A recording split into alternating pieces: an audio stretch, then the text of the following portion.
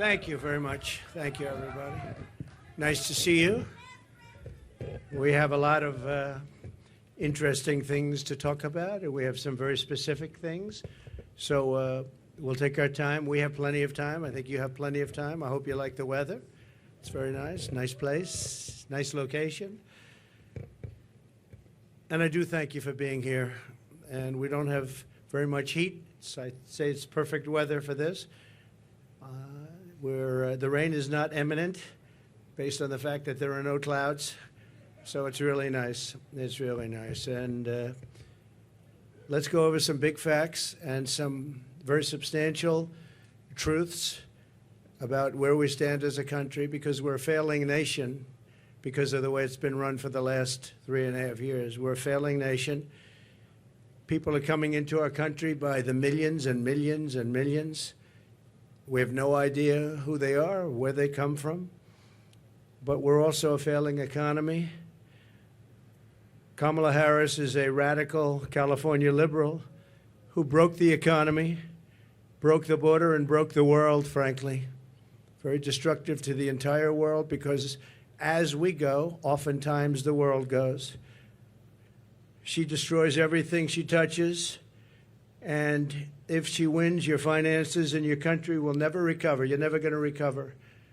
A radical left person wants to put price controls all over the place, which will end up driving up your prices, not down your prices.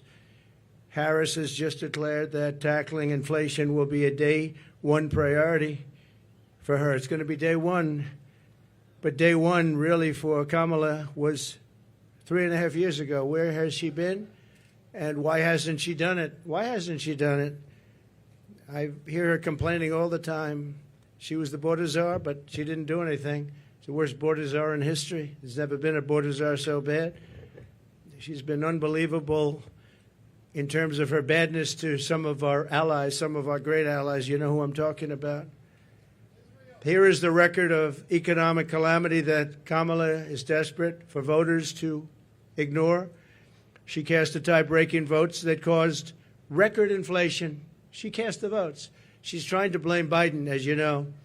So it was Biden, but I'm going to do a better job. But it was her. And if she wants to do a better job, she's still got 5 months left, right? But she can't do a better job because she doesn't know how to. And she's of a place in life where she wouldn't know what a better job is. Going to destroy our country. And as a result of Kamala's inflation price hikes, they've cost a typical household a total of $28,000. These are numbers coming from government. They're not coming from me. $28,000 she's cost a typical household. Kamala's inflation nightmare continues to cost the average American family $1,100 every single month. $1,100. Again, government numbers. You're paying $148 more a month on food. That's every month.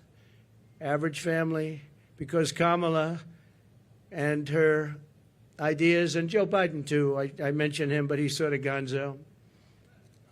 It all started with the debate. I should have been a little bit easy. Somebody said, your debate performance was horrible. I said, why? Because you forced him out of government.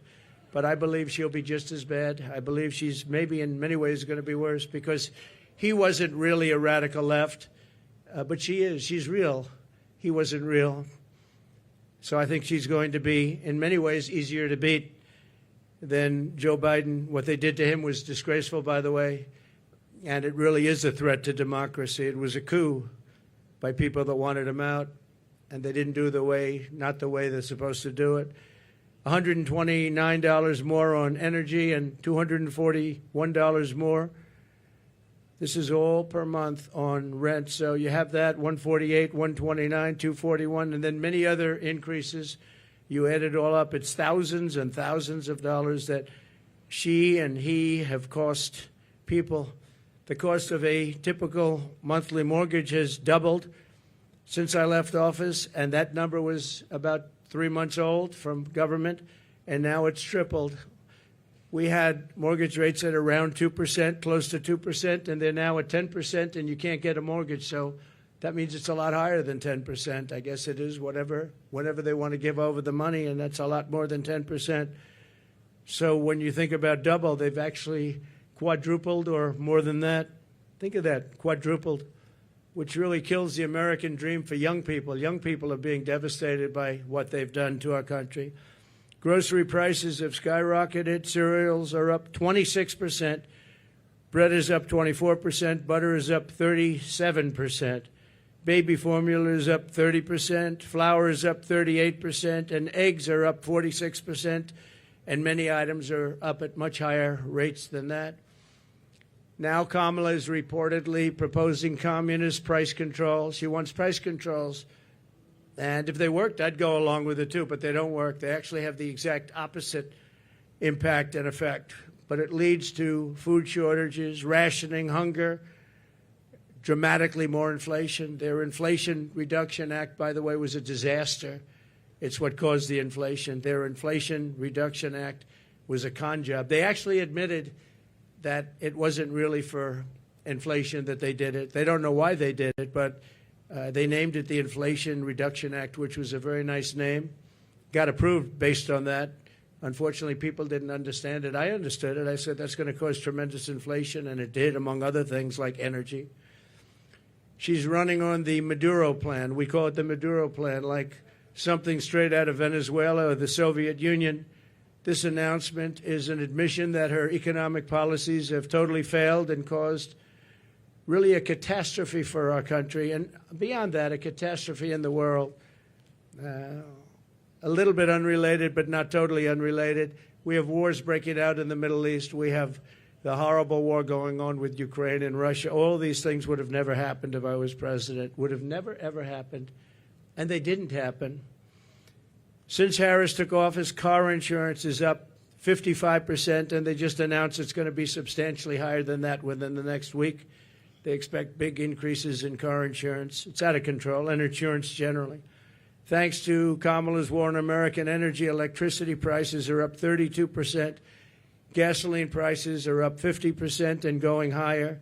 Meanwhile, real incomes are down by over $2,000 a year. So the incomes for people are down $2,000 on average a year, government numbers.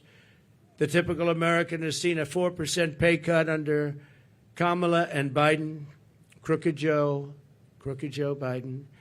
Credit card debt has exploded by 50% under Harris to a record high. It's now at a record high. It's never been anywhere close. Since March, and by the way, people are going to have to start paying that, and it's not going to be a pretty sight for the next period of time. It could be a substantial time.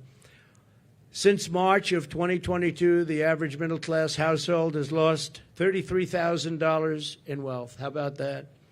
$33,000. That's average. In July alone, 350,000 people were added to the unemployment rolls. It's a lot of people. 350,000 people added to the unemployment rolls. And think of that. That's in 1 month. That's in July. Virtually 100% of the net job creation in the last year has gone to migrants. You know that? Most of the job creation has gone to migrants. In fact, I've heard that substantially more than beyond the number of 100%. It's a much higher number than that, but the government hasn't caught up with that yet. But virtually right now, as of the time they did this, virtually 100% of the net job creation in the last year has gone to migrants. Harris gave work permits and Social Security numbers to more than 3 million illegal immigrants to steal jobs from Americans. So think of that. And, you know, they're having a lot of problems with Social Security. I'm going to be the one to save Social Security, but they're having a lot of problems with Social Security because under their system of putting all of these people into it, it's going to blow up and fail. If she's elected, Social Security will fail. It'll be a blow-up like you've never seen before. It'll be a bankruptcy of the entire system, probably the nation itself. You don't have to imagine what a Kamala Harris presidency would be because you're living through that nightmare right now, and it is a nightmare. It's a nightmare. And you're going to stop inflation, but we're going to have a crash, and we're going to have a crash like a 1929 crash if she gets in. You saw a gentleman yesterday who got up, one of the top analysts in the world, frankly, and said that if Trump isn't elected, he predicts, and he's predicting you have a stock market crash like 1929. He also said the only time and the only reason the stock market has gone up, even though it had some bad moments recently, but I think we'll take a substantial lead. You saw the polls come out today. We're leading in most of the polls, but you'll have a I have a lot of friends over there. So I don't think they're reporters, however, are they? This was supposed to be for reporters. Thank you very much.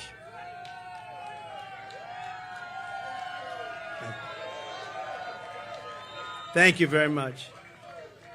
When I left office, I handed Kamala and crooked Joe Biden a surging economy with no inflation. The 30-year mortgage rate was around 2%. Gasoline had reached $1.87 a gallon. We actually had many months where it was lower than that, but we hit 187, which was a perfect place, an absolutely beautiful number. Real income surged by more than $4,200 a year when I was president. Harris and Biden blew it all up. And if Kamala wins the election, the worst is yet to come. You'll have a real problem in the future because people don't respect her in the world. People don't respect her in the economy. Economists are laughing. They can't even believe this is happening to our country. And she wants to change a free enterprise type country into a communist type country. That's what she knows. She's considered far more radical than Bernie Sanders. That's all you have to know, far more radical. And she picked somebody that's far more radical than Bernie Sanders. He approved a bill recently, tampons in boys' bathrooms. He wants tampons in boys' bathrooms.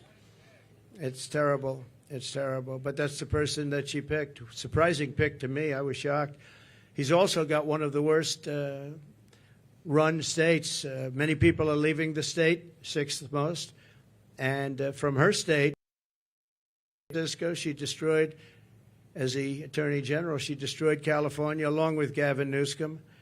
And she, San Francisco, you know, was a great city 15 years ago. Now it's considered almost unlivable. You can't live there. And what they've done to that great state with the beautiful weather like this weather, they have this weather all the time. And they have the ocean, they have the sun, they have everything good. But what they've done to it is a shame, and she's going to do the same thing to our country. It was the policies. They had a recent article, and I didn't know this, but you're allowed to rob a store as long as it's not more than $950. Has everyone ever heard of that? You can rob a store, and you have these thieves going into stores with calculators calculating how much it is. Because if it's less than $950, they can rob it and not get charged. That was her that did that. Harris is campaigning on the largest tax increase in American history, including ending the Trump tax cuts, one of the largest tax cuts ever in our country's history, and working with families, a gigantic capital gains tax hike they want, and a new wealth confiscation tax. It's called wealth confiscation tax, which isn't going to make all of her supporters, you know, she's got some supporters that are wealthy people because they're stupid people, but they're wealthy people. She said that a 70 to 80% tax rate is, quote, a bold idea that should be discussed and studied. 70 to 80%. She co-sponsored legislation to abolish very popular private health insurance, which 150 Americans rely on, dumping everyone onto inferior socialist government-run healthcare systems with rationing and deadly wait times while massively raising your taxes. She wants to take away your private health care. There are many people in this country who spend a lot of money on private health care. It's the best health care in the world, by the way. But they want to do it. They worked hard to make money, and they want to do it. Under her, you're not going to have private health care plans anymore. And you can be a wealthy person or a middle-income person, and you want to spend on a really good plan, better than a government plan could be, far better. And you're not going to be allowed. You're all going to be thrown into a communist system. It's a communist system. You're going to be thrown into a system where everybody gets health care. You wait for your doctor like 10 months, 12 months, 11 months. You got to see some of these plans, how they work in other countries. It's disgraceful. So private health care is gone. She wants it out. Now, she could change on that, and she might change on that. She's changed on everything, but I said, why are you changing? I actually was asking somebody that knows her, why is she changing? She had these policies and ideas for years and years and years, and very solid on them. All you have to do is go back and look at your tapes, which many have been discarded because they don't want, discarded by the fake news, because they don't want people to see what she said just a year ago and 2 years ago. I've never seen anything like it. Even my statement on waiters, waitresses, caddies, a lot of great people, people that drive cars, no tax on tips. All of a sudden, out of the blue, she comes out. That was months ago I said that. And she came out and she said, no tax on tips. She could have at least said, you know, President Trump had some great ideas, but one of the ideas was no tax on tips. I think it would have been nice, and people would have accepted that. But she just came out like it was hers, and she never had her. In fact, just the opposite. The IRS is all set up to really go after people that make tips. And they passed legislation and signed executive orders making it really hard on waiters, waitresses, and that was very recently. That was just before I made the proposal. They were really going after people. So they're lying when they say that, you know, this is what they want to do, because their legislation, which everyone knows, and their executive orders were extremely tough. They also put 88,000 new IRS agents in that can go and harass everybody. She wants to close dozens of existing power plants, causing rollbacks of power in our country. You're going to have brownouts, blackouts, the likes of which you've never seen, and plunging millions and millions of people into poverty. That's going to put them into poverty, and they're not going to have heat. They're not going to have air conditioning. She wants to close dozens of existing power plants. Now, maybe she'll change that, too. But she's got a lot to change. Almost everything she's ever said, she's got to change. Nobody's ever seen, and that's why we're here. Nobody's ever seen anything like it. She wants to abolish coal, oil, and natural gas, 84% of U.S. energy supply. And it's the coal and the natural gas, clean coal, I call it, and oil, natural gas that create electricity. And by the way, I'm a big fan of electricity. If we're going to go with the AI, if we're going to do that, I don't know if you know, but we need twice the amount of electricity currently supplied for everything to the entire United States of America. So to be competitive on AI, I was talking to Elon Musk. We had a great discussion the other night. I agree. And he said a big problem is getting the approvals to create all of that energy, all of that electricity, specifically electricity, and you're going to need that for other forms of modern business too. And I'll get it done, but other people aren't going to get it done. They're not going to be able to get it done. As border czar, and she was the border czar. She was, I don't know if she was proudly called border czar, but that's what Crooked Joe Biden called her. She's the border czar. Everybody said it. And then about 2 weeks ago, she didn't want to be called the border czar anymore. She said, oh, I was never the border czar. It doesn't matter.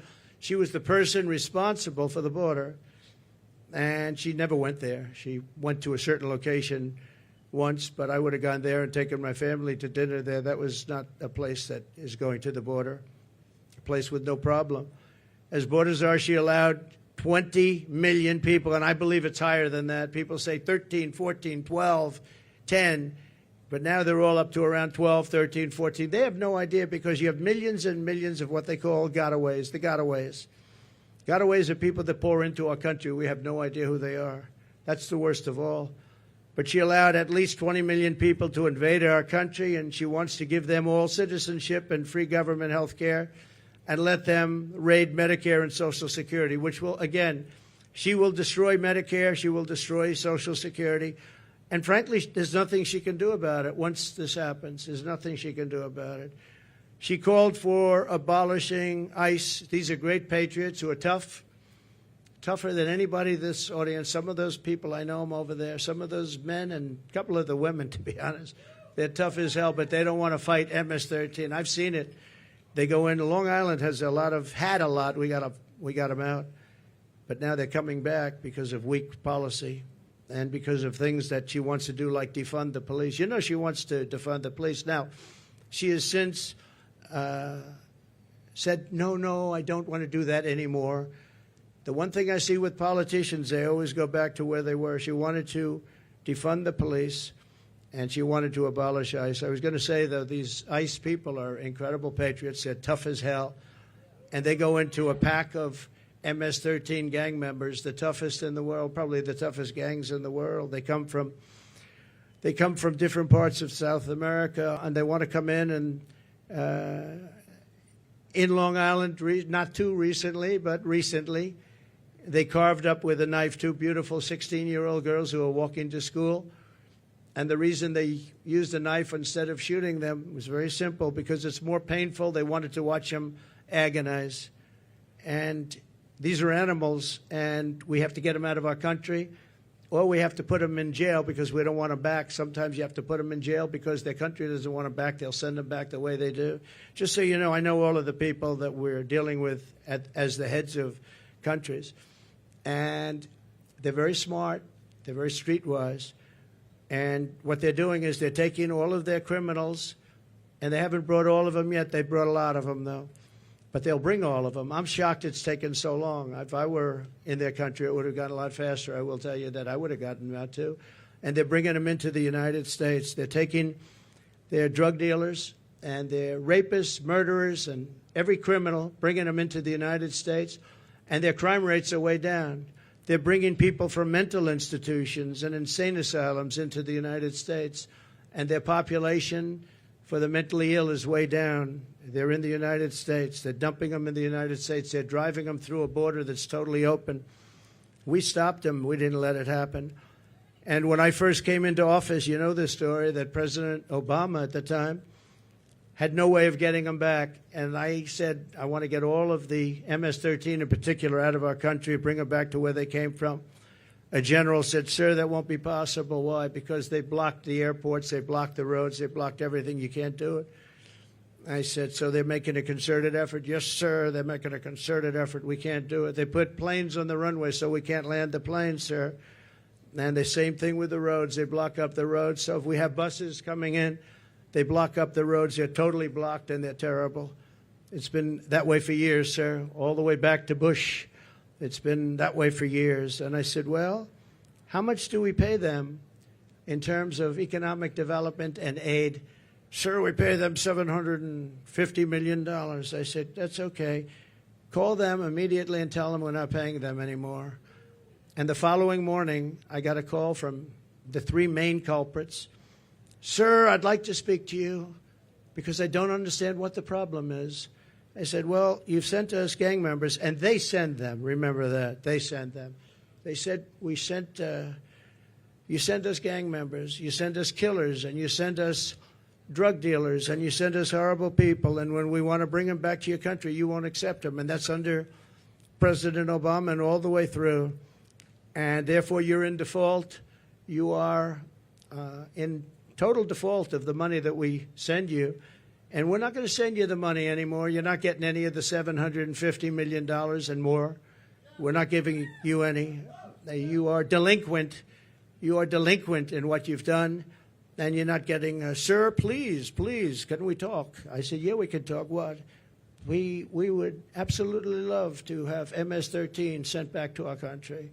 We think they're wonderful people. They're not wonderful people. They're wonderful killers. But they changed their tune totally. When I said they weren't going to get the money, I don't know why these people don't do it.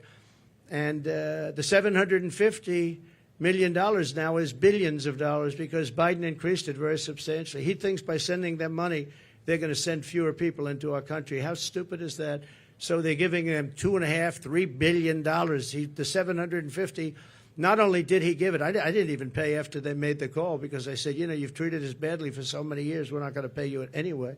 But now they're giving them billions of dollars, billions, much more than when I took over. It was 750. Now they're giving them billions. But they said, there must be an understanding, sir. We would love to take them back.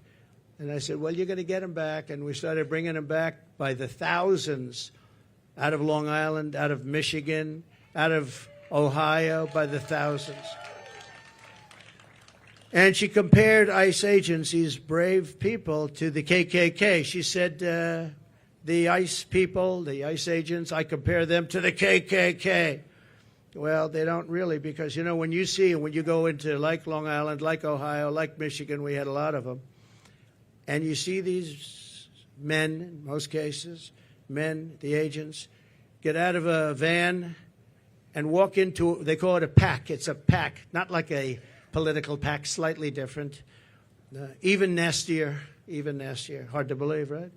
But they would go into a pack of these killers, and all you do, I've seen it so many times, all you do is see fists and feet and hands and fighting. And 2 minutes later, they stand up and they walk out. They have them by the feet. They walk them out, or they drag them out, mostly drag them out, put them in paddy wagons, and they bring them back to their country. They take them back to the country, and the country is open arms now, open arms. And it's an amazing thing. For her to say KKK is very unfair, but she doesn't know. She doesn't want to know. She's a very strong communist lean. She wants to end detention of illegal alien migrants, releasing vicious monsters into our communities to rape, maim, and murder our population. She endorsed the funding the police and no cash bail nationwide. She was the original no funder. And the only thing Kamala Harris can deliver is horrific inflation, massive crime, and the death of the American dream. She is in favor of the death of the American dream because everything she does really stops. Any one of these items stops the American dream. We want our youth to go back and dream of being successful, someday being really successful and employing lots of people, and you can't get up early enough. I gave up that life for a life of politics. I gave up all of these beautiful places that I have all over the world for a life of being abused by the fake news media. And yet I would do it again. Somebody asked me the other day, would you do it again? I said, absolutely. Why would you do it? Why would you put yourself through? They go after you. They weaponize government. You have to deal with crooked judges that are after you and crooked prosecutors. And the New York court system is vicious and totally biased and, frankly, totally crooked. Why would you put yourself through? I said, because we're going to make America great again. That's what we're going to do. And it's very important. So when I win, I will immediately bring prices down starting on day one. We will end Kamala's war on American energy, and we will drill, baby, drill. We're going to drill, baby, drill. That's going to bring down prices of everything because energy brought it up. When they went away from my policy, they quickly went back to it, but by that time it was too late. They lost control. But they've gone back to it, and if they win the day after the victory, they'll stop with all the drilling. But they went back to it because prices were going through the roof. They were going really bad, and that's what caused our inflation, and that's what destroyed the lives of many Americans. We're going to reduce energy and electricity prices. I will, by at least half within a 12-month period. We'll be able to reduce prices between regulation and having a tremendous supply, which we have. I always say we have more liquid gold under our feet, more than any other nation anywhere in the world, including Saudi Arabia and including Russia. We're going to terminate the Green New Scam. It's called the Green New Deal. It's a scam. And rescind all unspent funds. We're going to rescind that and pay off debt. And we're going to reduce debt. We took almost $10 trillion for nonsense, for absolute nonsense. We'll do bridges. We'll do roads. We'll do things that we need. But we're not going to be spending it and wasting it stupidly and have China laugh at us. I remember when just a short while ago, Kerry goes, hops in his private plane, flies to China to talk about the energy prices and the energy situation in China with President Xi, who I know very well. Had a very good relationship until COVID came in, but that was a fence too far. But we had a great relationship, and Kerry would go up there, and he'd leave so happy. But they don't do anything. They just talk. They said, oh, yeah, we're going to do that. Oh, as soon as we get to it. In the meantime, they're building a coal plant every week. But now I hear it's 2 coal plants a week. And we're dying for energy. We don't have energy. And they're getting set for the AI because they're going to create so much electricity.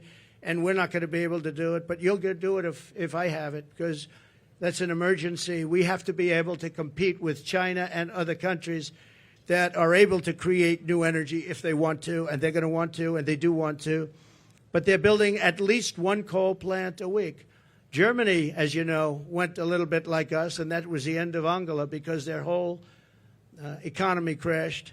And their new government is building coal plants all over the place. They're building brand new coal plants, nuclear plants, and other things because Germany was going to fail. So why are we following these countries that tried it and failed? And they're smart countries.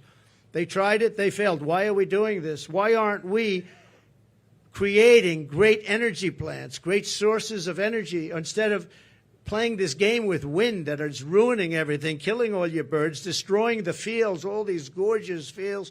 You got windmills all over the place, and you have birds. You want to see a bird cemetery? Just go under a windmill. You see thousands of birds dead. The bald eagle, if you kill an eagle, they put you in jail for years. And yet these windmills knock them out like nothing, and nothing happens to the people. No, it's a green scam. It's a shame. Look, I'm all for clean energy. I want clean water. I want clean air. But you can't destroy your country over it. You just can't do that. We want to stop wasteful spending and big government special interest giveaways. You have giveaways. You have some of these people that are giving. Look, they're not giving millions and millions of dollars to politicians because they like their policy. They're giving it because they made deals. They're going to take over lots of different things in our country. They're going to build windmills as an example. They're going to build big solar fields that take up half the desert. Massive solar fields, and I'm a big fan of solar, but it can't fire our plants. It's not going to fire our plants. Fire up those plants. We got to get them going, and the only thing that can do that is fossil fuel right now. And the only thing that can make electricity, which we all want, is right now fossil fuel and nuclear. And nuclear has its place, a very big place in our country, very big place. China is going with nuclear. France has been going with nuclear for many years. We want to end the Biden-Harris electrical vehicle mandate. We have to get rid of the electric vehicle mandate. And look, Elon endorsed me strongly, most powerful endorsement. He said it 3 or 4 times the other night during our little chat. But a chat that was very well listened to and attended. We know that, right? It broke every single record, I think, in history. And he's a great guy. But I told him, I said, I have one problem.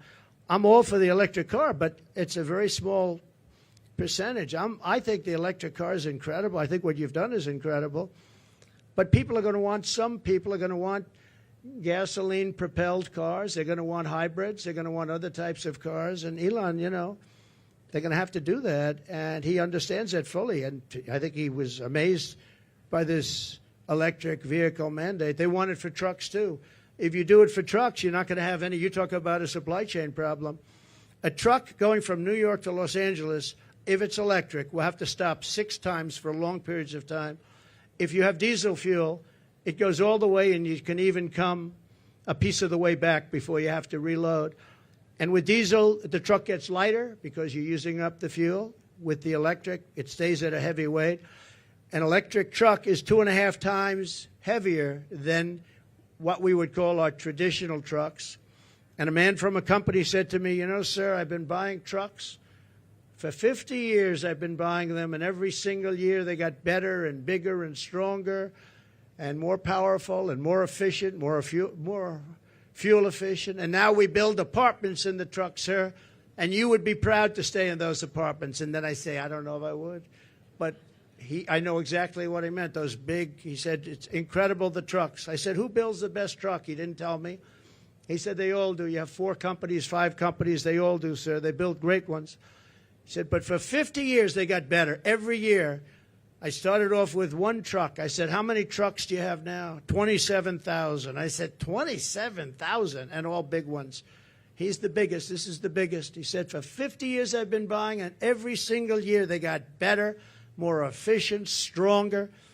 He said, if they make us buy electric trucks, we will go back 70 years because the truck is worse than the one we had 50 years ago. And he said, I won't partake in it. They want the truckers, the trucking industry to do that. One other thing, the truck is heavier, and the battery is much larger than the tanks. And the battery would take up about half of the payload. Think of that. But just as importantly, the battery and all that goes into electric is much heavier. The truck it weighs 2.5 times more than a normal truck fired up by diesel. And he said, if that's the case, sir, you would have to rebuild every single bridge and road in America because the weight is so enormous. It wouldn't be able to go on the bridges and all of the different weight-bearing roads in America. I said, did you explain this to the people? I mean, you know, a 5-year-old child, if he was hearing these things, it doesn't go far. It takes too much room. You don't have any room left for anything. It's almost the whole thing would be carrying a battery. Does anybody explain this to these people? We do explain it. They know it very well. At the end of the meeting, they say, we don't care. Just start making your electric truck. We're not going to do it. We're not going to do it, he said. So we're going to repeal all that. We're going to repeal Kamala's regulatory onslaught, saving households an estimated $5,000 a year at a minimum. The massive tax cuts and no tax on tips. We're going to make sure it gets done. She's not going to get it done. She didn't hear about it until I said it, and then she went out and she went and did it. And the other thing, no tax on Social Security. We're not going to have seniors who have been decimated by inflation pay tax on Social Security, and we'll get through it through growth. We have tremendous growth potential in this country, but not with these people running it, because all they're going to do is take away, and they want to take away your growth and your growth potential. Again, I say it all the time, we're a nation in decline. We're a failing nation. Right now, we're a failing nation, and we're going to soon be a great nation again. That's going to happen. Another thing we're going to do, having to do with a lot of reasons, a lot of things, and the economy in particular, we're going to seal the border. We're going to stop the invasion. We're going to send the illegal aliens back home. We're going to bring down the cost of health care and housing. We're going to make sure that Social Security is not going to be increased in terms of years where people have to wait much longer. I mean, we have an obligation to take care of these people. And just so you know, I didn't do it in 4 years. I never even thought about doing it in 4 years. And they probably don't want to do it, but they're going to have no choice. They're going to have no choice, because a lot of the people that are coming in are being signed into Medicare. They're being signed into Social Security. And it's just going to explode. And it's going to happen very fast, and it's going to be very ugly. It's not going to happen with us. We're going to open up tracts of federal land for housing construction. We desperately need housing for people who can't afford what's going on now. And when we open it up and we take off some of the restrictions and regulations, you know, in California, 50% the cost of a house is regulations. They have to adhere to regulations that bring the cost of the house up by 50%. We're going to bring back our supply chains to stop costly supply chain disruptions. We have tremendous disruptions. I have it all the time, and I think you do too. We order things, and I keep saying, well, when's it getting here? Sir, there's a supply chain disruption. And, I mean, you end up getting stuff like 3 months late now. I don't know, all these geniuses over here, I think we can say that. I'm not sure that you're necessarily as much into it, but they are. And I will say that very often, we have problems with supply chains where I'm waiting for things for weeks and weeks, and I say, by the way, whatever happened to it? Supply chain, sir, it's not coming in. And it's a terrible thing. Nobody ever thought a thing like that would happen to our country. We're going to restore peace and stability all throughout the world. And you all know Viktor Orban. He's the Prime Minister of Hungary, and a very tough man. He's a good man, but he's a tough man. And they asked him, what do we need to stop all of the wars with Israel? What do we need to stop the wars in Russia and Ukraine and all the other wars that are starting? He said, when President Trump was here, we had no wars. We didn't have Russia lining up at the borders to go and attack Ukraine. We would have never had Hamas, because Hamas had no money, because Iran had no money. I said to China and everybody else, if you buy from Iran, you can't do business in the United States. And I'm not looking to be bad to Iran. We're going to be friendly, I hope, with Iran. Maybe, but maybe not. But we're going to be friendly, I hope. We're going to be friendly, but they can't have a nuclear weapon. They can't have a nuclear weapon. And we were all set to make sure that they don't have a nuclear weapon, because once they do, it's a whole different world. It's a whole different negotiation. But Viktor Orban said, if you put Trump in, nothing's going to happen. Everyone's going to be peaceful, because they were afraid of Trump. Now, I don't like saying that I said that. I would say maybe they respected Trump. But he said they were afraid of Trump. They didn't know where he was coming from, and they were really afraid of him. They're not afraid of these people. And being afraid isn't so bad, but I would say more importantly, they respected me. But he didn't use that word. He said they were afraid of Trump. And we would have not had any problems with China and Taiwan. We wouldn't have had any problems with Ukraine and Russia. We wouldn't have any problems with anything. But we will stop inflation. We will make America affordable again. And we're going to bring back the American dream. We have all these young people. They're coming out of schools, colleges, everything else, and they're not going to have the American dream. They don't even think about the American dream. Right now, they just think about survival. And I just want to end by saying we have tremendous potential in this country. We can do amazing things, and we can do them fast. We have to get the criminals out. We have to get them out immediately and fast and tough. We're going to rely on our local police. Our local police law enforcement has been so incredible. And they know. Somebody said, how will you get them out? How will you know? The local police know the name and serial number and middle name and last name and where they come from of every single bad guy that's come into our country. And we're going to rely on local police, and we're going to make sure that they have immunity from prosecution because, frankly, our police are treated horribly. They're not allowed to do their job. You know that better than anybody. They're not allowed to do their job. If they were allowed to do their job, we wouldn't have cities that have crime rates. You look at Chicago. On the 4th of July weekend in Chicago, think of this. 117 people were shot and 17 died. Afghanistan isn't anything like that. And speaking of Afghanistan, the single most embarrassing day in the history of our country. And yesterday I saw they gave $85 billion worth of brand new military equipment that I rebuilt the military. So this was equipment that to a large extent I bought, but brand new. And they had a parade yesterday, a beautiful parade. We were going to get out with dignity and strength. We were there for 21 years. And we were going to keep Bagram because it's 1 hour away. Bagram is this massive Air Force base that I visited. It's a massive base. And we were going to keep it because it's 1 hour, not because of Afghanistan, but because it's 1 hour away from where China makes its nuclear weapons.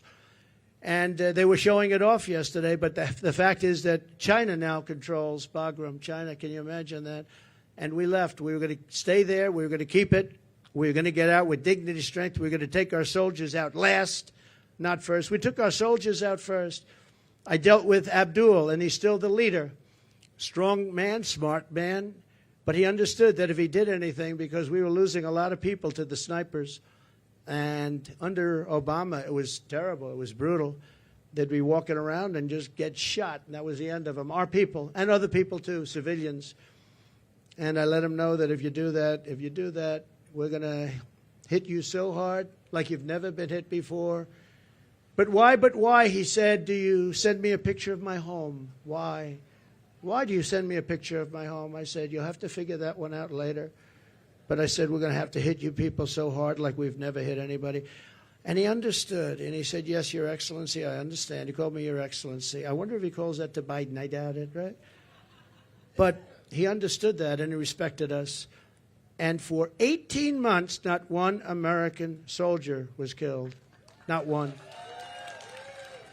And then I left because of an election where I got millions of more votes than we did in 2016. We got millions of more, from 10 to 12 million votes more. Think of that. No president has ever gone with that kind of an election uptick. Usually a president will get less. President Obama got less, much less, his second time, but he won. But he got much less. We got 10 to 12 million votes more, and that's not including other votes that we can talk about at another day. But this is their votes, 10 to 12 million more. And we left, and that's when all the problems started. We didn't have these problems. We would have never had a problem with Abdul. We would have never had a problem with anybody, frankly. And I'd have to say, you're looking at things behind me. They did a nice job. Wow, I haven't gotten to see. That's good. I don't like the tags very much. Look at that, up 46% eggs. Wow, up 65%. Wow, school lunch is up 65%. How can a family afford that? But look at this over here. What a nice job. I think I'm going to take some of them back to my cottage and have a lot of fun. like the Cheerios. I haven't seen Cheerios in a long time. I'm going to take them back with me.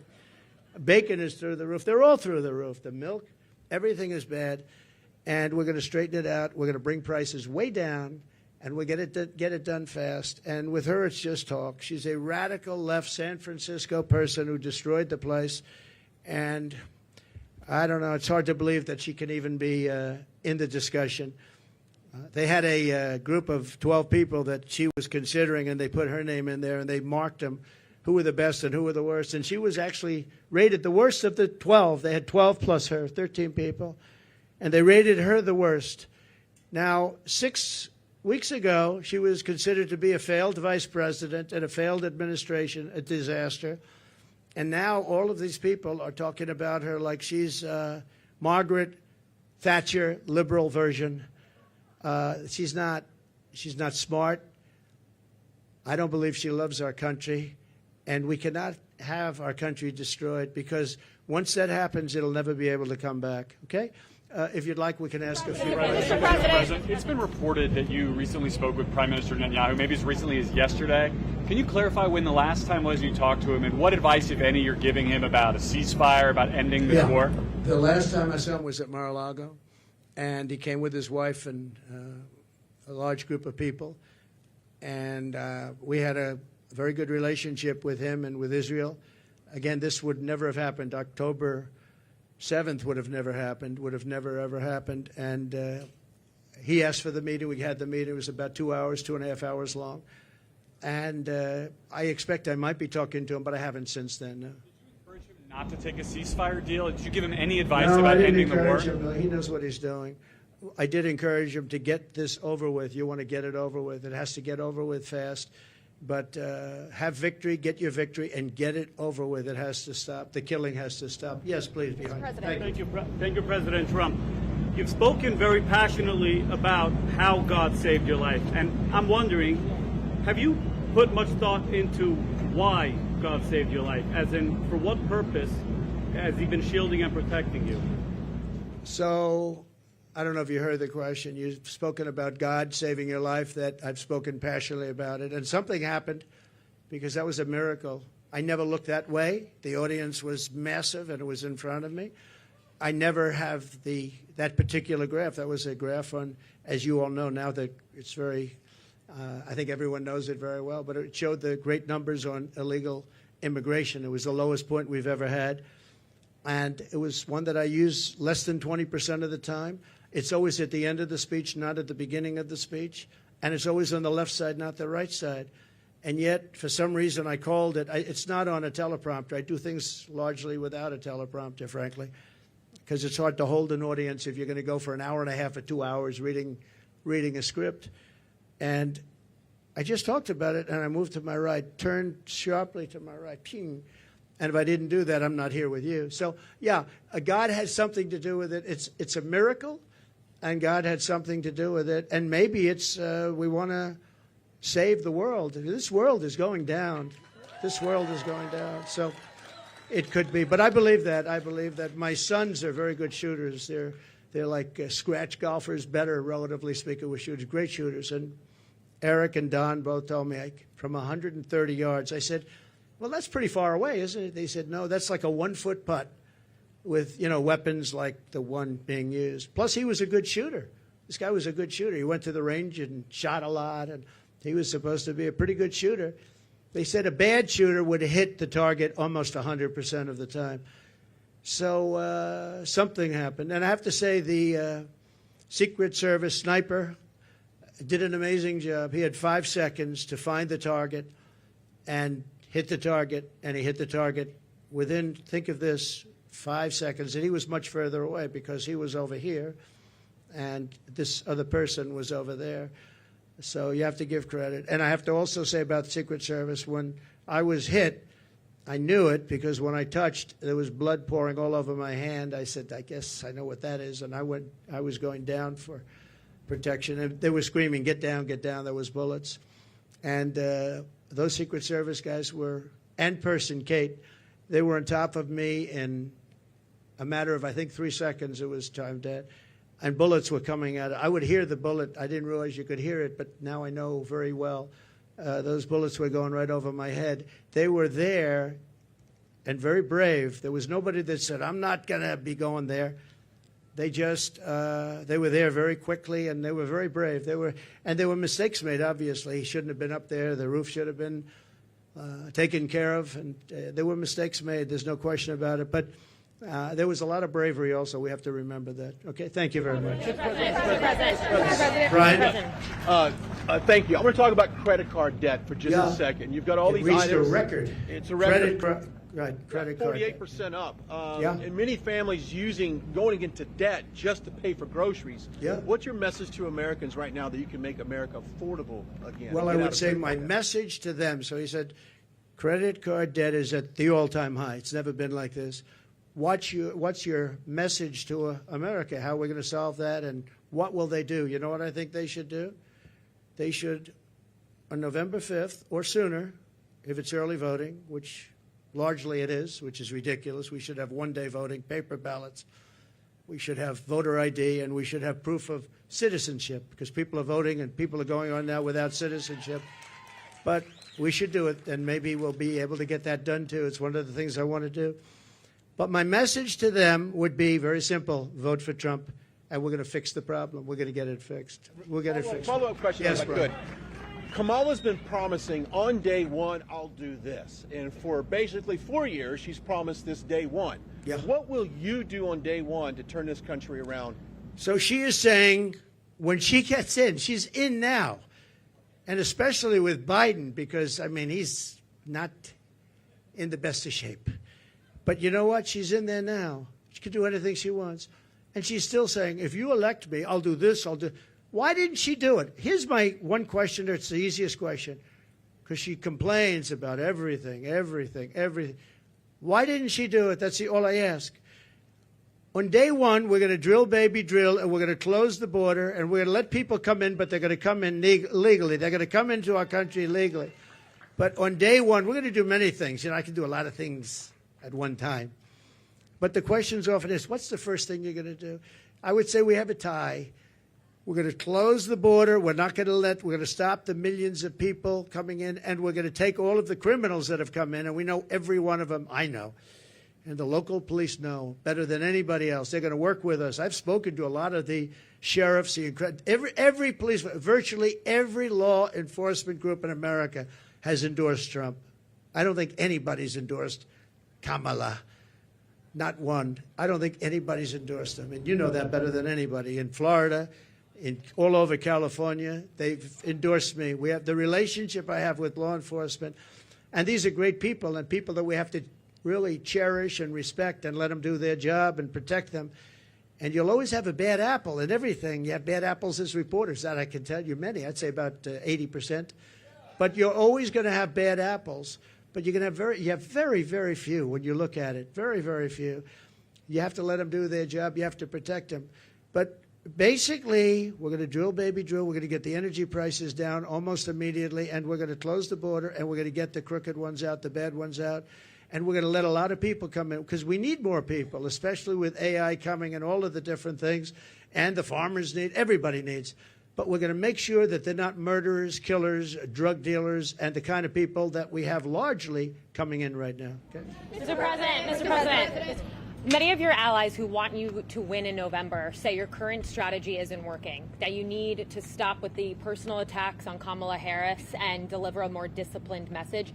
Do you agree? And also, you added more people to your campaign today. Yeah. Is that a sign of a shifting strategy? No, I think it's a sign of we want to close it out. We have great people. Susie is fantastic, as you know, and Chris is fantastic. They're leading it.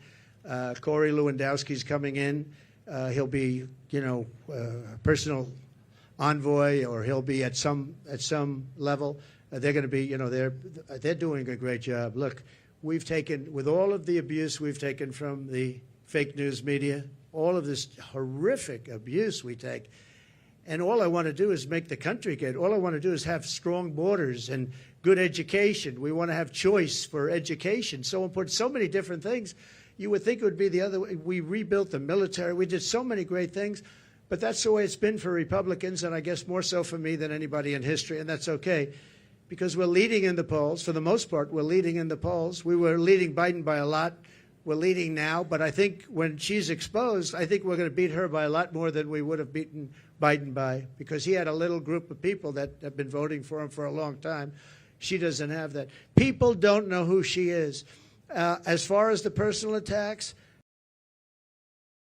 her because of what she's done to the country. I'm very angry at her that she'd weaponized the justice system against me and other people. Very angry at her. I think I'm entitled to personal attacks. I don't have a lot of respect for her. I don't have a lot of respect for her intelligence, and I think she'll be a terrible president. And I think it's very important that we win. And whether the personal attacks are good, bad, I mean, she certainly attacks me personally. She actually called me weird. He's weird. It was just a soundbite. And she called J.D. and I weird. He's not weird. He was a great student at Yale. He went to Ohio State, graduated in 2 years, at the top of his class, and all of these different things. And we have this guy that's running a very failed state, who's had a terrible career. I mean, you have him saying they're weird. No, he's a weird guy. And she's weird in her policy. Who wouldn't want to have strong borders? Who doesn't want to have lower taxes? You know, all my life I've watched as politicians campaigned, and I've always been on, you know, for the most part on the other side, on the side that these people are on. And they always talked about, we're going to reduce taxes. This is the only campaign I've ever heard where they're saying, we're going to increase your taxes. And then people say they're going to vote for him? I don't know. So I don't think so. I don't think people know who she is yet. When people, because really people didn't know. You can ask the man on the street. I saw it on one of the shows today. They asked the man on the street, what's the last name of Kamala? Nobody knew. It's Harris. Nobody knew the last name. I don't even use it because nobody knows who I'm talking about. People don't know who she is. She's a radical left socialist. But beyond that, I mean, she's way beyond socialism, who's going to destroy our country. And when they find out, I think you're going to see something. But right now, even not knowing her, and with all of the, like the cover of Time magazine, they didn't put a picture. They got a great artist to do it. What was that all about? You know, what was that all about? The whole thing is crazy. I just want to win for the country. Some people say, oh, why don't you be nice? But they're not nice to me. They want to put me in prison, you know, just so you understand. You know, they tell me I should be nice. They want to put me in prison. It's never happened before in the history of our country. I did nothing wrong. I have crooked judges.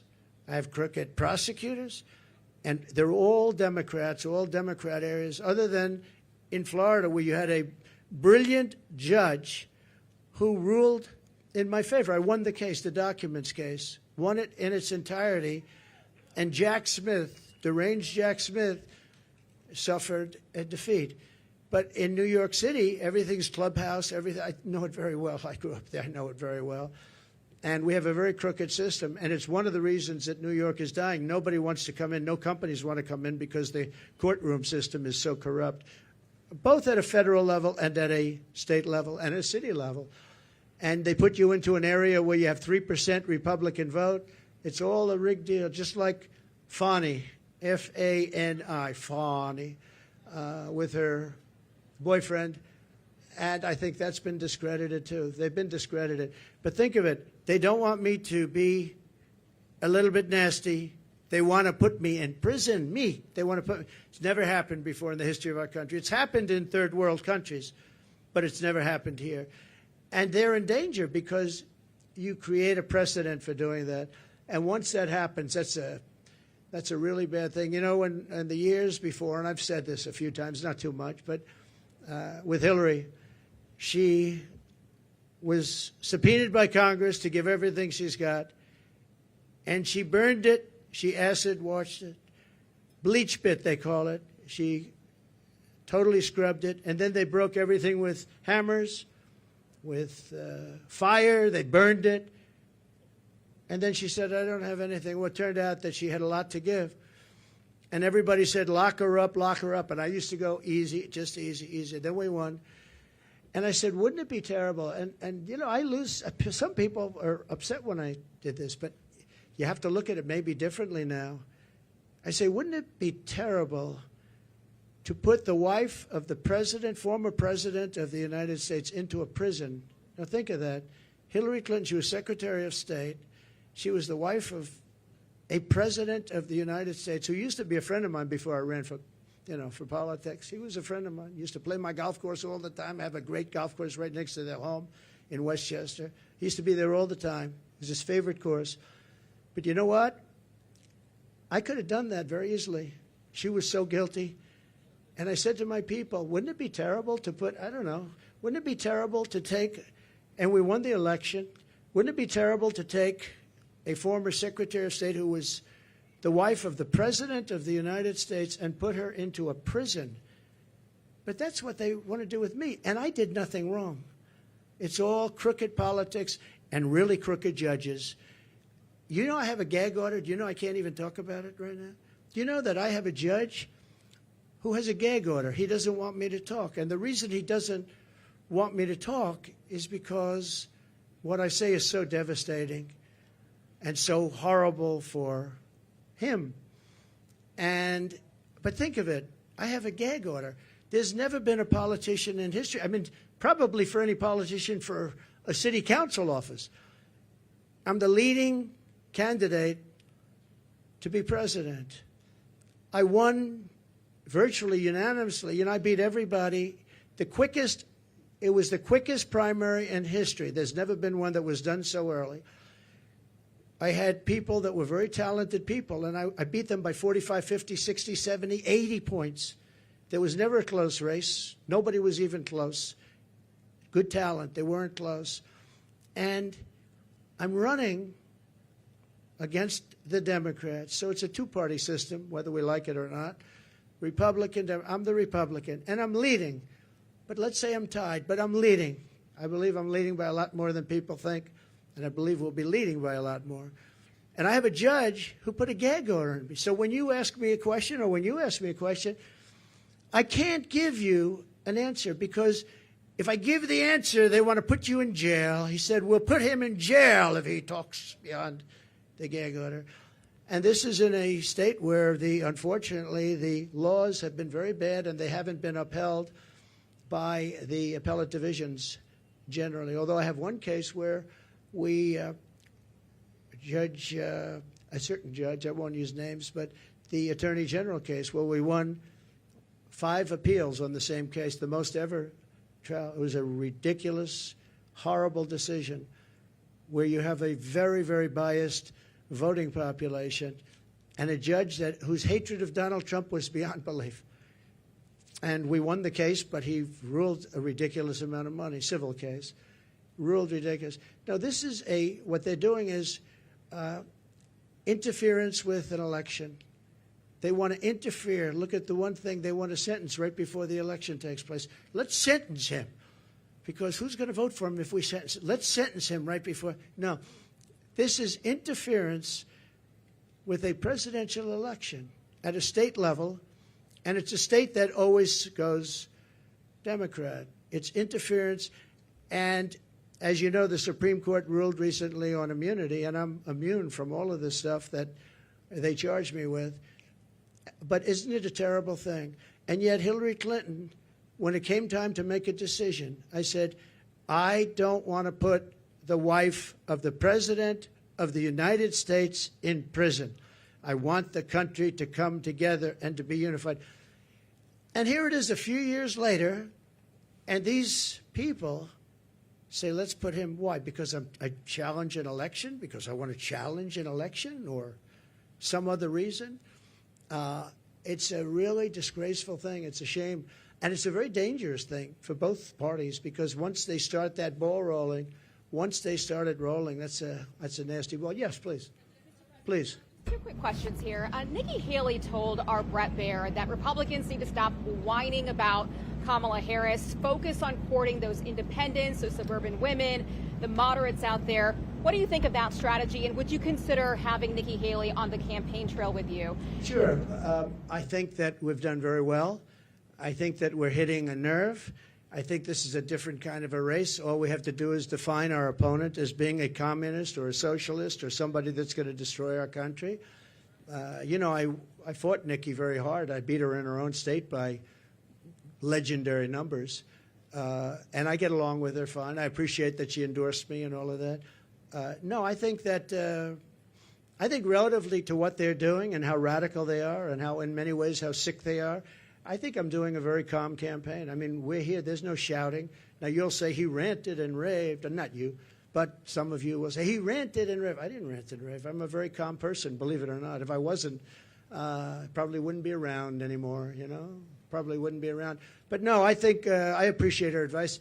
I have to do it my way. You know, I ran against her, and I did it my way. People said I should maybe do it a different way, but I won in South Carolina by numbers that nobody's ever seen before. You know, it wasn't even close.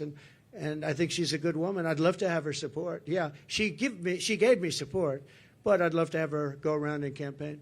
Quick follow-up on the economy. You mentioned this in your remarks. Vice President Kamala Harris wants to put a ban on price gouging. Do you think that the federal government should be responsible for determining food prices? Well, not only responsible, they probably can't do it legally, and that will drive up prices. She wants no fracking. Now, she may go and change that. I think she's already changed it. But she wants to have no fracking. I want no fracking. But for her whole life, she said that. No fracking. Then about, I don't know when, a couple of months ago, all of a sudden when she started looking at polls, remember this, she all of a sudden says fracking. I don't think I won Pennsylvania, and I did much better the second time. I won it in 2016, did much better the second time. I know Pennsylvania very well. I don't think there's any way in hell that somebody that's intelligent living in Pennsylvania is going to vote for somebody that basically will eventually end fracking, end fossil fuel. So whether it's Oklahoma or Texas or Pennsylvania, a big energy state, people don't realize that 350,000 people work in that industry. But maybe more importantly, they don't want to pay $9 a gallon for gasoline. So, no, I think that she's made statements. I don't know how you get out of it. I don't know how you can say for 10 years there'll be no fracking. I mean, we have tapes of her laughing at the stupidity of the question. Of course I'm not going to allow fracking. Then all of a sudden, a few months ago, she comes out in favor of, oh, yes, I'd allow fracking. I don't think anybody in Pennsylvania will be. I think she's going to do very badly in Pennsylvania. You have to frack. We need the energy, and Pennsylvania needs the jobs, but Pennsylvania needs the energy also. That energy is going to support our new system for AI and all of the other modern things that need massive amounts of electricity and energy, massive. So it's a very good question, actually. But we have to unify as a country. We have to come together, and I think we can. You know, I get that question oftentimes, and I used to think maybe there's no way because, you know, some people want a border, some people don't want a border. Most people do want a border. But there's such a difference in people. But just before COVID coming out, so 3 years, we went a long period of time, and we had an economy going the likes of which no country had ever seen before. I think you would agree. There's never been anything like it. And people were coming together. People were calling me I would call them radical left. But I would say very liberal people, very progressive people. They came to me. We would like to get together. In fact, we worked out criminal justice reform. I was the only one that could have done that. I won criminal justice reform, and I got that for black leaders that came to see me. Criminal justice reform. Obama couldn't do it. Biden wouldn't even try.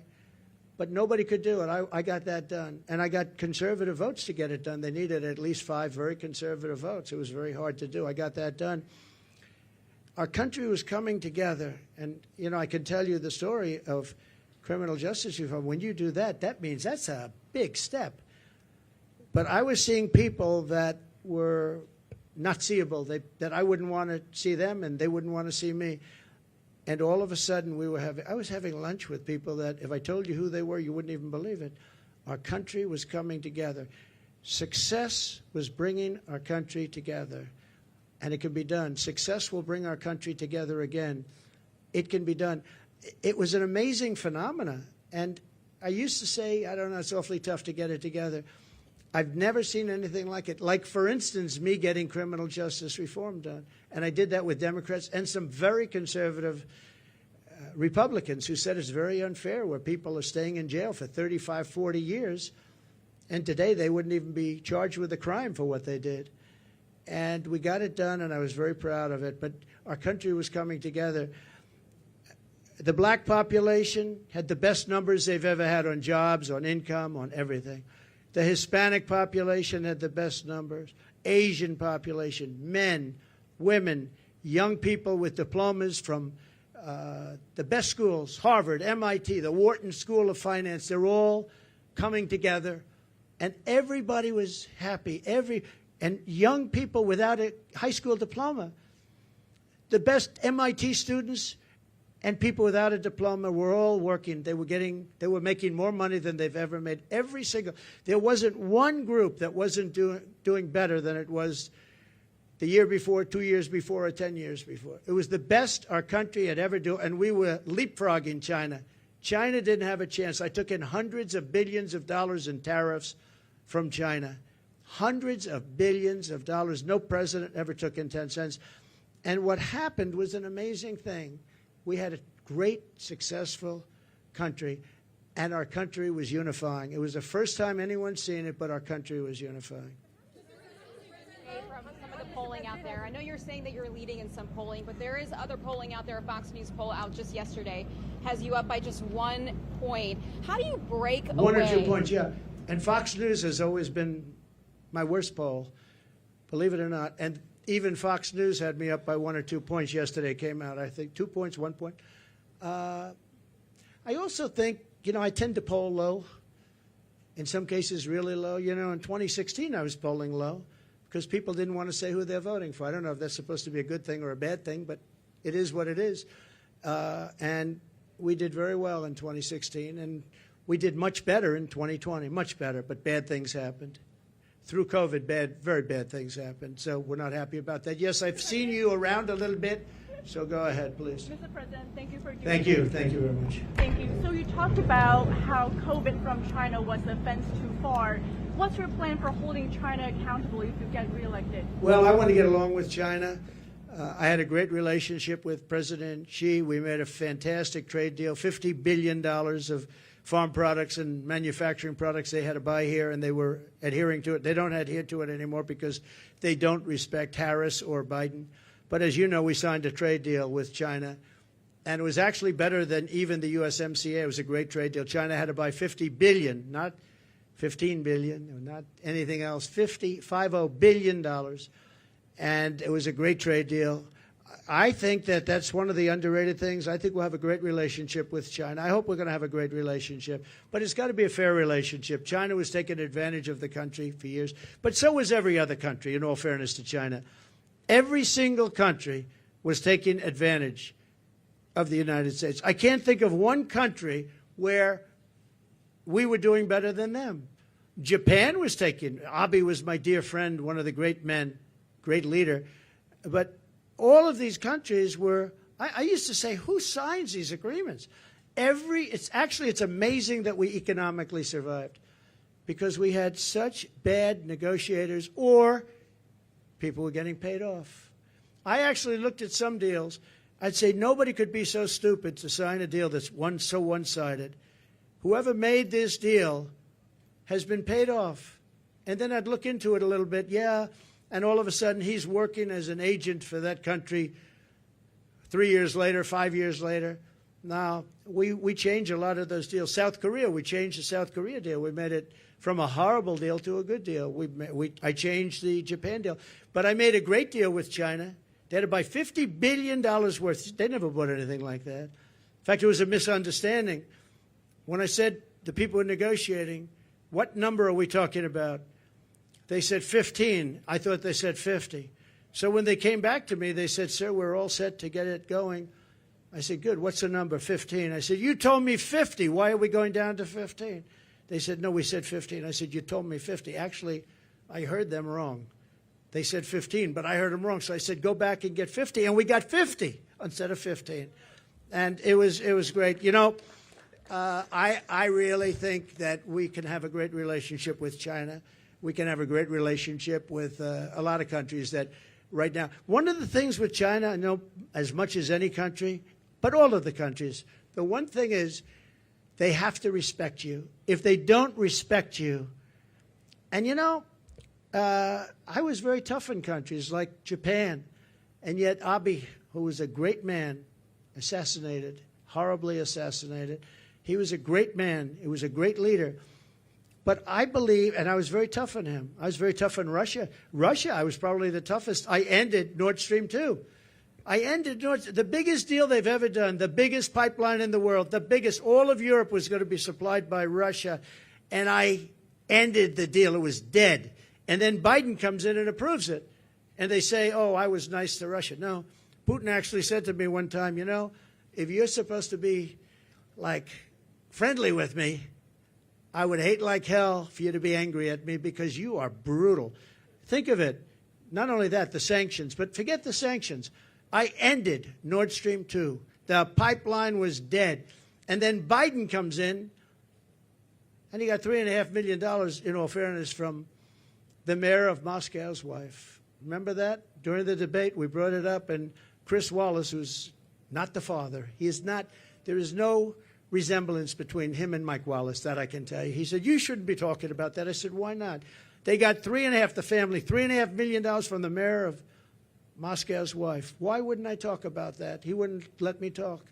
I said, I'm negotiating against two people, not one. I turned out to be right because a year later, that was a big scandal. Why did he get $3.5 million?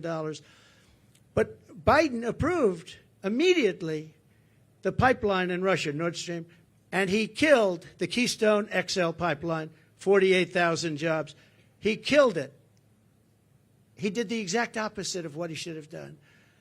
Yes, please. I know you had your hand up. Nice to see you. Thank you, Mr. President. Thanks for taking my question. You referenced your conversation with Elon Musk earlier this week. I want to ask you about that. You praise how he treats workers, saying they go on strike, and you say that's okay, you're all gone, so every one of you is gone. Are you really comfortable with companies threatening to fire workers who go on strike? Well, no, I want companies to get workers that are going to love them and work for a wage that lets the company make a profit so they can go and expand.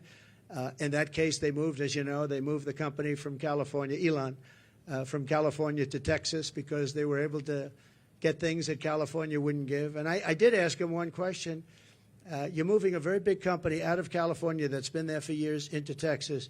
Did the governor ever call you and say, like, let's work it out because we don't want to lose you? And he said he never called.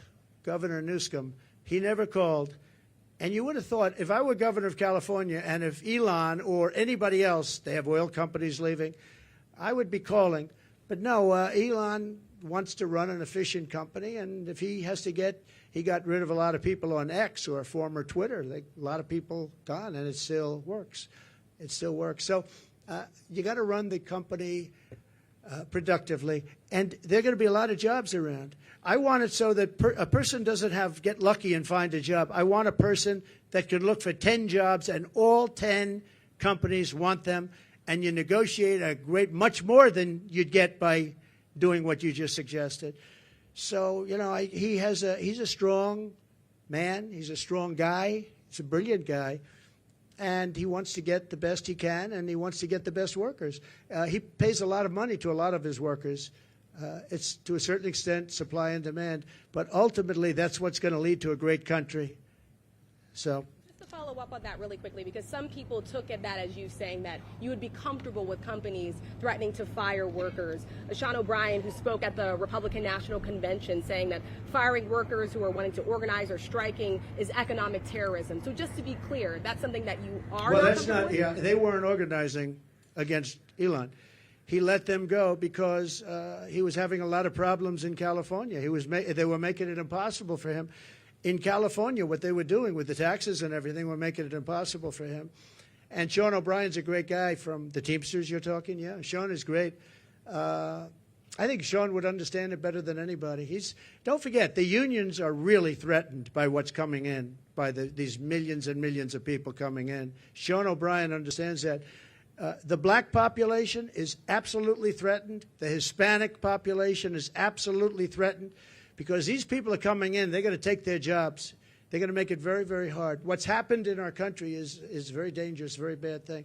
One more on the economy, sir, because Governor Tim Walz is out on the campaign trail today, and he's been saying that he believes that you want things to get worse so that you can campaign on it, that you're rooting for failure. What's your response to that?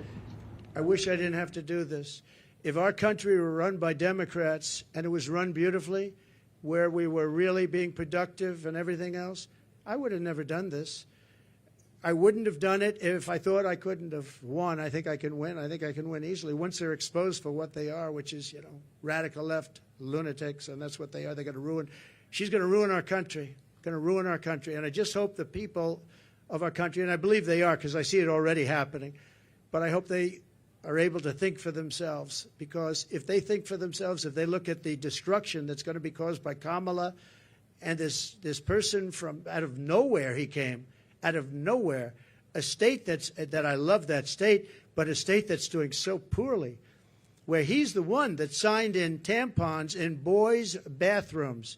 He signed a bill that boys' bathrooms, all boys' bathrooms in Minnesota will have tampons. And what's going on? What's wrong with us? What's wrong with us as a country?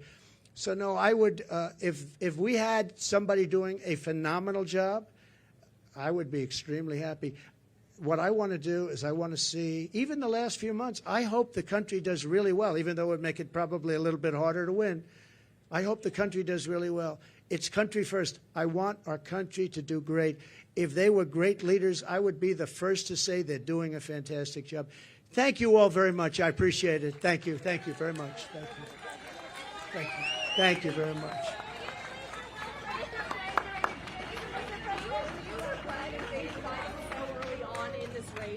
What? Do you regret debating President Biden so early on in the race? Do I regret debating Biden? So it was his request. He said we should get the debates on early, and I was willing. Don't forget, I got CNN, I got Jake Tapper and Dana Bash. They're not Trump people. They wanted to have a debate where their mics are turned off when the other person's answering the question. They gave me every single thing that I couldn't approve, and I said, yeah, I'll do it. So they got the debate on their terms. They got the network that they dreamt of.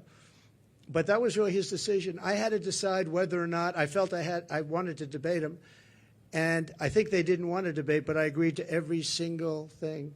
It was a debate where they said, we'll give him something that it'll be impossible for him to accept, and I accepted all the terms, other than when they had us sitting down at a desk, and I said, I think that makes us look bad. I don't want to sit down. Let's stand up. And they agreed to that. Other than that, we gave them CNN, we gave them Dana, and we gave them Jake. And by the way, I have to say, Jake Tapper and Dana Bash were unbelievably straight and honest, and I give them a lot of credit for that.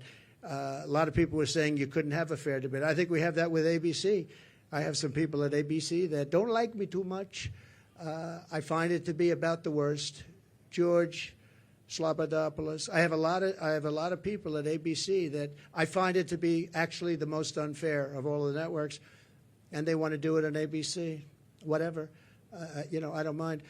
The question that you're asking, though, about whether or not the debate should have happened would have been a better question to ask of Joe Biden, because had he not done the debate, he would still be running for president and people would be hiding him, just like they're hiding her right now. You know they're hiding her no different than him, because I believe she's grossly incompetent, and I don't think that when people hear what she has to say, they're going to buy it. Thank you all very much. Thank you.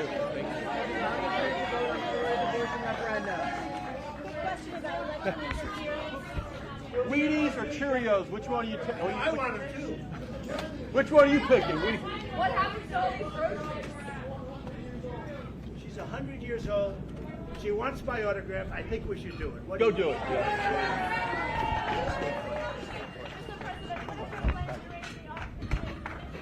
Follow him if you can. Follow him. I think it's going to be a disaster. I think it's going to be a mess. President Trump.